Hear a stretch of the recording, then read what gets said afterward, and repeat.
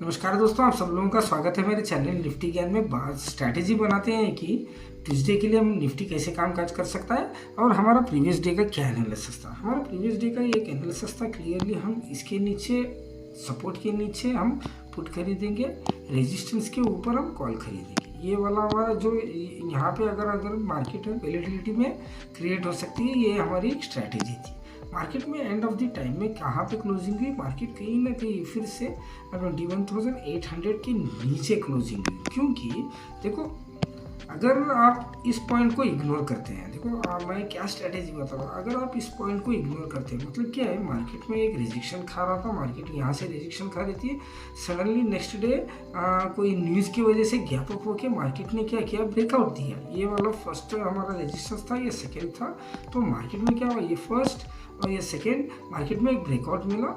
कहीं ना कहीं फिर से मार्केट ने एक अपना नया हाई टच करने के लिए मार्केट गई, वहाँ से रिजेक्शन खाते हुए यहाँ पे रुकी है। तो अब ये सेलर पॉइंट ऑफ व्यू से हमारी स्ट्रैटेजी किस प्रकार से बनी, देखो ये ब्रेकआउट तो फेलियर हो चुका है। क्योंकि देखो मार्केट में इस तरीके से 3 अगर पैटर्न बन के अगर ब्रेकआउट होता तो थोड़ा हम ज़्यादा इंटरेस्टेड कॉल के साइड रहते। तो मार्केट ने क्या किया, ये पैटर्न को ना फॉलो करते हुए मार्केट एक गैप अप न्यूज़ बेस्ड के ऊपर ओपन होकर मार्केट में एक वैलिडिटी देखने को मिली, जो कि हमारा जो ब्रेकआउट था ये फेल हो चुका है। तो मार्केट क्यों फेल हुआ है, क्योंकि क्लोजिंग फिर से इस रेजिस्टेंस के नीचे आके मार्केट ने क्लोजिंग दिया है। तो पॉसिबिलिटी क्या था, मार्केट यहाँ से पहली बार रिजेक्शन खाई, दूसरी बार यहाँ से खाई, पॉसिबिलिटी ये था कि थर्ड टाइम यहाँ से खा सकती।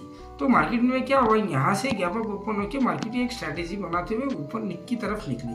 क्या ये पैटर्न इस तरीके से कंटिन्यूएशन हो सकता है, इसको हम इग्नोर करते हुए देखो ये जो पोर्शन था यहाँ पे बन चुका है, जो ब्रेकआउट फेलियर की वजह से अगर मार्केट फ्लैट खुलती है तो हमें फिर से एक लो मतलब क्या है, इस तरीके से एक ट्रेंड लाइन बनाते हुए मार्केट में क्या दिखाई दे सकते हैं, यहाँ से एक सपोर्ट लेते हुए नज़र मार्केट में दिखाई दे सकती है। ये ट्रेंड लाइन आपके चार्ट में आप ड्रॉ करके रख सकते हैं। एक काम करता हूँ, मैं इसको प्रॉपर तरीके से बना लेता हूँ।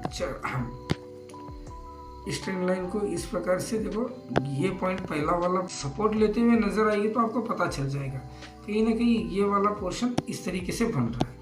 तो पॉसिबिलिटी क्या हो सकती है, मार्केट ने क्लोजिंग इस रेजिस्टेंस लाइन के नीचे दी, पहली बार रेजिस्टेंस खाया, दूसरी बार खाया, हो सकता है थर्ड बार यहाँ तक मार्केट आने को आ सकती है। तो हमारी स्ट्रैटेजी ओवरऑल किस प्रकार से बन रही है, देखो अगर मार्केट फ्लैट खुल रही है तो मैं क्या करूंगा, ये वाला पहला, ये वाला सेकेंड, ये वाला थर्ड रिजेक्शन मार्केट खा चुकी है। अगर इस लो को अगर मार्केट ब्रेक कर रही है तो मैं यहाँ ये ट्रेंड लाइन तक के मेरे टारगेट डाउन साइड में देखने को मिल रहे हैं। अगर मार्केट देखो अभी क्या होता है, पॉसिबिलिटी ये फ्लैट खुलने की बताया मैंने। अगर मार्केट में अगर गैप अप खुलती है तो फिर से क्या हो जाएगा, एक वैलिडिटी देखने को मिल सकती है मार्केट में। क्योंकि ये वाला फिर से हमारा सपोर्ट की तरह लाइन हॉरिजॉन्टल सपोर्ट की तरह रिएक्ट करेगा। तो मार्केट यहाँ जब भी आएगी तो यहाँ से रिजेक्शन का मतलब क्या है, सपोर्ट लेते हुए नजर आएगी। मेरी पॉसिबिलिटी क्या है, यहाँ से मैं कॉल में नहीं बैठना चाहूँगा, बैठना है तो मेरे को 22,000 के ऊपर मैं कॉल में बैठना चाहूँगा।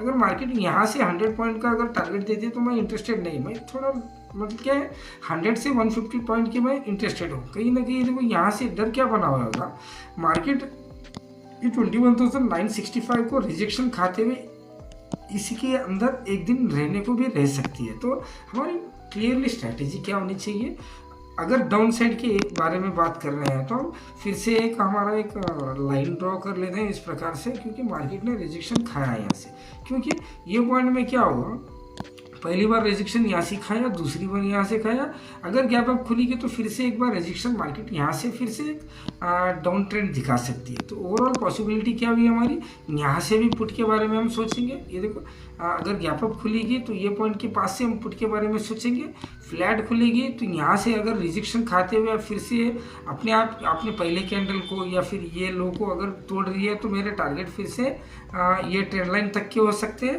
अगर डायरेक्टली इस ट्रेंड लाइन 21,965 के ऊपर खुल रही है तो मैं एक दिन मार्केट को इग्नोर करना चाहूँगा। इस प्रकार से हमारी स्ट्रैटेजी होनी चाहिए। कल हम कॉल के बारे में नहीं सोचेंगे, कॉल के बारे में सोचने को यहाँ से भी हो सकता है या फिर मार्केट एक वैलिडिटी में फिर से बदल सकती है। तो ओवरऑल हमारी स्ट्रैटेजी क्या निकली, फ्लैट खुलने पे डाउन साइड हम देख सकते हैं।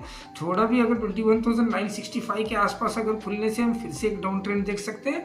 अगर इसके ऊपर खुलती है तो मैं मार्केट को एक दिन इग्नोर करना चाहूँगा। आपको भी मेरी स्ट्रैटेजी कैसी लगी चार्ट बेस के ऊपर मेरे को कमेंट सेक्शन में बताना। लाइक कीजिए, सब्सक्राइब कीजिए। Thank you very much.